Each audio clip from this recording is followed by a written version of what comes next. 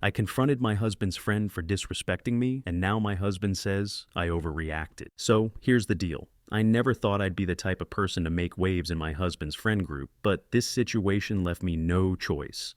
One of his friends has been disrespecting me for months. Subtle comments, jokes at my expense, you name it. I finally hit my breaking point and confronted him during a group gathering. But now my husband says I overreacted and that I made things awkward. I feel like I was standing up for myself, but now I'm questioning everything. Am I the bad guy here, or is my husband being unreasonable? To give some context, my husband, Jake, has been friends with this guy, Eric, since college. They're part of this tight-knit friend group that meets up regularly for dinners, game nights, and the occasional weekend trip. When Jake and I started dating, I was excited to be included. I thought it would be great to get to know the people who meant so much to him. At first, things were fine. Most of his friends were warm and welcoming, and I genuinely enjoyed spending time with them. But Eric, he was different. From day one, I got the sense he didn't like me. He was never outright rude, but there was always this edge to his comments. If I joined a conversation, he'd find a way to steer it back to something I couldn't relate to. If I made a joke, he'd laugh just a little too hard, like he was mocking me. And then there were the jokes about me and Jake, little digs about how I must be so patient to put up with him, or how Jake was whipped now that he was married. I brushed it off at first. I didn't want to make waves, and I figured it was just his sense of humor. But as time went on, the comments started to bother me more. It wasn't just the things he said, it was the way he said them, like he was trying to put me in my place. I tried talking to Jake about it a couple of times, but he always downplayed it. "That's just Eric," he'd say. "He doesn't mean anything by it." I wanted to believe that, but it didn't feel right. Still, I let it slide until last weekend. Last weekend, we hosted a game night at our house for Jake's friends. I was looking forward to it, hoping it would be a fun evening and maybe a chance to smooth things over with Eric. I thought, if I'm extra nice, maybe he'll finally ease up on the comments. The night started off fine. Everyone seemed to be in good spirits, laughing, catching up, and snacking on the appetizers I'd spent the entire afternoon preparing. I even managed to make a little small talk with Eric, though he barely looked at me while I spoke. Still, I told myself I was imagining things and tried to enjoy the evening. Then, during one of the games, Eric made a comment that crossed the line. We were playing a trivia game, and Jake and I were on the same team. I got a question wrong, some obscure piece of history, and Eric laughed loudly, saying, "Wow, Jake, I thought you married someone smart." The room got quiet for a moment, but then one of the other friends awkwardly chuckled, and the game went on. But I couldn't just let it go. My face burned with embarrassment, and I felt the weight of everyone's eyes on me for those few seconds. It wasn't the first time Eric had made a comment like that, but this time, it felt like he was openly trying to humiliate me in my own home. I glanced at Jake, hoping he'd say something, but he just smiled nervously and made a joke to lighten the mood. That was the moment I realized he wasn't going to stand up for me. Not now, not ever. If I wanted this to stop, I'd have to handle it myself. The rest of the game night passed in a blur, but I couldn't stop replaying Eric's comment in my head. By the time the evening was winding down and everyone started saying their goodbyes, I felt like I was about to explode. I knew if I didn't address it now, it would keep eating away at me. As Eric grabbed his coat to leave, I pulled him aside near the door. My voice was calm, but my hands were shaking. "Eric, can we talk for a minute?" He raised an eyebrow, clearly surprised. Sure. What's up?" I took a deep breath, trying to keep my composure. "Look, I've noticed you make a lot of comments about me, and honestly, they're starting to feel disrespectful. Like what you said during the game, calling me stupid in front of everyone. That wasn't okay." Eric blinked, clearly caught off guard. "Whoa, hold on. It was just a joke. Don't take it so seriously." "It didn't feel like a joke," I said, keeping my tone steady. "It felt like you were trying to embarrass me, and this isn't the first time. I've let it slide before, but I'm not okay with it anymore." At that point, Jake came over, clearly sensing the tension. "What's going on?" he asked, looking between us. "Your wife's upset about a joke I made," Eric said with an exaggerated eye roll. "Apparently, I can't say anything around her without it being a big deal." "It's not about one comment, Eric," I said firmly. "It's about the pattern. I've felt disrespected by you for a while now, and I'm asking you to stop." Eric laughed, a short, sharp sound that made my blood boil. "Wow, okay. I guess I'll just watch everything I say around you from now on." Before I could respond, Jake put a hand on my shoulder. "All right, let's all calm down," he said, his voice placating. "Eric didn't mean anything by it. Let's not make this bigger than it needs to be." Hearing those words from Jake felt like a slap in the face. I stared at him, stunned, while Eric smirked like he'd just won some unspoken game. Without another word, Eric said goodnight and walked out the door. After Eric left, I stood there in silence, still trying to process what had just happened. Jake closed the door, turned to me, and sighed like I was the one causing the problem. "Did you really have to do that?" he asked, his tone more annoyed than anything else. I felt my chest tighten. "Are you seriously blaming me for this? Jake, he's been making comments like that for months, and you've never said a word to him." "They're just jokes," he said, rubbing his temples. "Eric has always been like this. You can't take everything he says so personally." "That's easy for you to say," I snapped. "He's not disrespecting you. He's disrespecting me. And instead of standing up for me, you're making excuses for him." Jake sighed again, clearly exasperated. "Look, I get that you're upset, but calling him out like that in front of everyone, it was unnecessary. You made things awkward for the whole group." I couldn't believe what I was hearing. "Awkward? Jake, I wasn't trying to make things awkward. I was standing up for myself because you wouldn't. Do you have any idea how humiliating it was to have him mock me in our own home while you just sat there and laughed?" Jake hesitated, like he wanted to argue but didn't know how to respond. Finally, he said, "Eric's been my friend for years. I don't think he means any harm, and I don't want to create drama over something that wasn't a big deal." I felt a lump rise in my throat, but I swallowed it down. "Well, it is a big deal to me, and if you can't see that, then maybe we have a bigger problem than Eric." Jake didn't say anything after that, just walked into the living room and turned on the TV like we hadn't just had one of the most frustrating conversations of our marriage. I went to bed alone that night, staring at the ceiling and wondering how things had gotten to this point. The next few days were tense, to say the least. Jake and I barely spoke to each other, and when we did, it was short and cold. I was still furious about his reaction, or lack of one, and he seemed annoyed that I couldn't just let it go. The worst part was that Eric's words kept replaying in my head. It wasn't just the trivia comment. It was every little jab he'd made over the months. All the times he'd made me feel small, like I didn't belong in their group. And now, it felt like Jake was siding with him, not me. I tried to focus on work and other distractions, but it was hard. Every time I saw Jake sitting on the couch scrolling through his phone or laughing at something on TV, I wanted to scream. How could he be so casual when I was still stewing over this?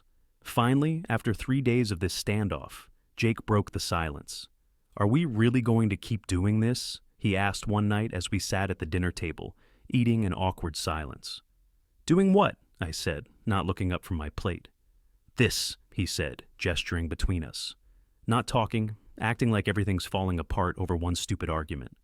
"It's not just one argument, Jake," I said, finally meeting his eyes. "It's about you not having my back. It's about you letting Eric disrespect me over and over again and brushing it off like it doesn't matter." He sighed, leaning back in his chair. "I don't know what you want me to do, okay? Eric's my friend. He's always been like this. If I start calling him out for everything he says, it's going to cause a rift in the group." "And what about the rift it's causing in our marriage?" I shot back. "Do you care about that? Or is keeping the peace with Eric more important?" Jake didn't respond right away, and for a moment I thought he might finally get it. But then he said, "I just think you're blowing this out of proportion." I stood up, pushing my chair back with more force than I intended. "If you can't understand why this matters to me, then maybe you're the one who's out of proportion, Jake." I walked out of the room before he could respond, slamming the bedroom door behind me. I didn't know what else to say, or if saying anything would even make a difference. After that blow-up, I realized I needed to talk to someone who wasn't Jake. I felt like I was losing my mind trying to explain why Eric's behavior hurt me, only to be met with excuses and dismissiveness. So I called my best friend, Claire. She's always been my sounding board, and I trusted her to give me an honest perspective. When I told her everything, she didn't hold back. "Okay, first of all, you did not overreact," Claire said firmly. "Eric sounds like a jerk, and Jake not standing up for you is a huge red flag. You deserve someone who has your back, not someone who's more worried about keeping his buddy happy." Hearing her say that felt validating, but it also made the knot in my stomach tighten. "I just don't get why Jake can't see how much this is bothering me," I said. I'm not asking him to end his friendship with Eric. I'm just asking for a little support. Claire sighed. Honestly, it sounds like Jake is afraid of rocking the boat with his friend group. Guys like Eric thrive on that kind of dynamic. They push boundaries, and no one calls them out because they don't want to be the one to ruin the vibe. That's exactly what it feels like, I said. Like I'm the bad guy for not just laughing it off. You're not the bad guy, Claire said, but you need to decide how far you're willing to let this go. If Jake isn't willing to stand up for you, are you okay with standing up for yourself every time? Because it doesn't sound like Eric is going to stop anytime soon. Her words hit me hard. I realized she was right. I couldn't control Eric's behavior, but I could control how I responded to it. The question was whether Jake and I could get on the same page, or if this was something I'd have to keep handling on my own. After my talk with Claire, I decided it was time to have a serious conversation with Jake, one where I laid everything out and didn't let him dismiss my feelings.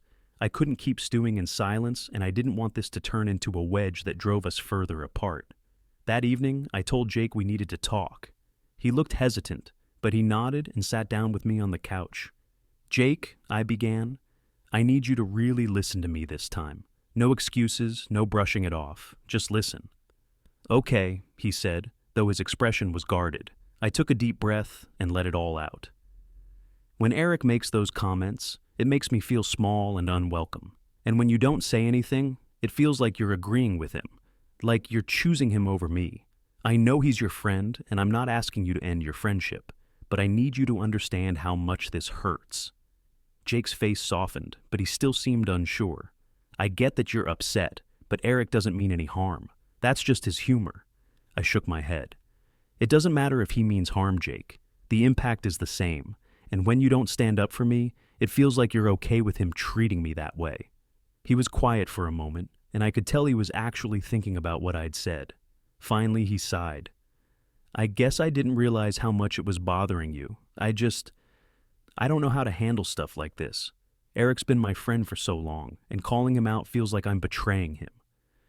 Standing up for me isn't betraying him, I said gently. It's showing him that you value me too. If he's really your friend, he'll respect that. Jake nodded slowly. You're right. I've been handling this all wrong. I just hate confrontation, but that's not an excuse. I should have said something sooner. Hearing him acknowledge that felt like a weight lifting off my chest. That's all I wanted, I said.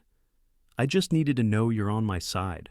We sat there for a while, talking about how to handle things moving forward. Jake admitted he was nervous about bringing it up with Eric, but he promised he'd have a conversation with him. It wasn't a perfect resolution, but it felt like a step in the right direction. A few days later, Jake told me he was going to talk to Eric about everything. I could tell he was nervous. He kept fidgeting and asking me if there was anything specific I wanted him to say. Just be honest, I told him. Tell him how his comments affect me and why it's important for him to stop. That evening, Jake met up with Eric for drinks. I stayed home, alternating between feeling hopeful and anxious. I wasn't sure how Eric would react, and I didn't want this to turn into a bigger issue. All I wanted was for him to treat me with basic respect and for Jake to show that he had my back. When Jake came home later that night, he looked relieved, but also a little exhausted. How did it go? I asked cautiously.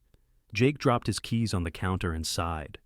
It wasn't as bad as I thought it would be. At first, Eric kind of laughed it off, like he always does. He said he didn't realize you were taking his jokes so seriously. But when I pushed back and told him it wasn't just one comment, he actually listened. And I pressed, holding my breath. He apologized, Jake said. He said he didn't mean to upset you and that he'd be more mindful in the future. I don't know how sincere he was, but at least he knows where we stand now. Hearing that was a huge relief, though I couldn't shake the feeling that Eric's apology might just be for show. Still, the fact that Jake had that conversation meant everything to me. For the first time in weeks, it felt like we were on the same page. Thank you, I said, pulling him into a hug. I know that wasn't easy for you, Jake smiled. It wasn't, but it was worth it. I should have done it a long time ago. It wasn't a perfect resolution, but it was progress, and for now, that was enough. The next time we saw Eric was at another gathering with Jake's friend group. I was nervous, unsure of how things would play out. Would Eric actually change his behavior, or would it just be more of the same? Jake seemed more relaxed, but I could tell he was keeping an eye on things too. When we arrived, Eric greeted us like nothing had happened. At first, I couldn't tell if that was a good sign or a bad one. He was his usual loud, jokey self, but there was a noticeable difference. He didn't make any digs at me. No backhanded compliments, no snide remarks, nothing.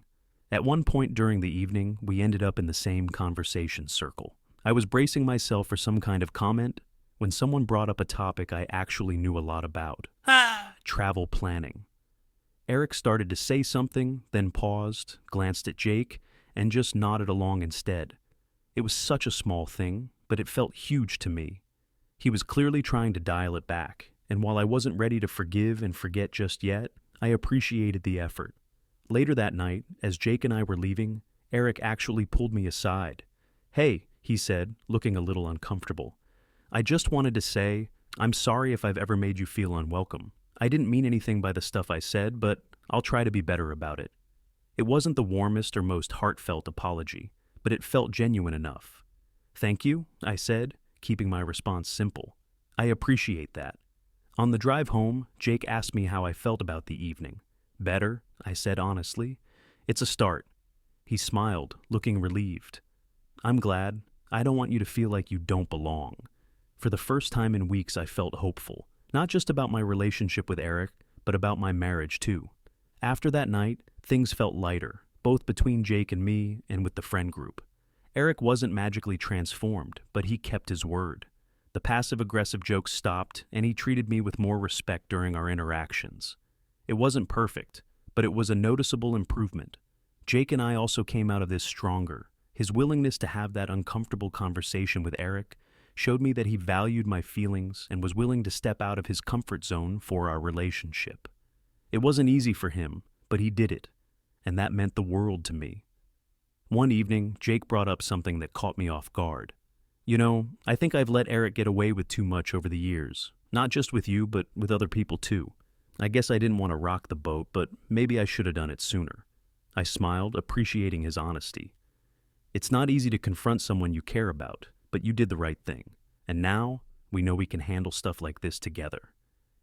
It felt good to know that Jake had my back, even if it took a while for him to get there. It reminded me that relationships, whether with friends, spouses, or anyone else, require communication, boundaries, and mutual respect to thrive. If you've ever had to stand up for yourself in a tricky situation like this, I'd love to hear about it. How did you handle it? Did it bring you closer to the people involved, or did it cause more distance? Drop your stories in the comments. I think we can all learn a lot from each other. And for anyone struggling to find their voice, remember this. Advocating for yourself isn't overreacting. It's a sign of strength and self-respect.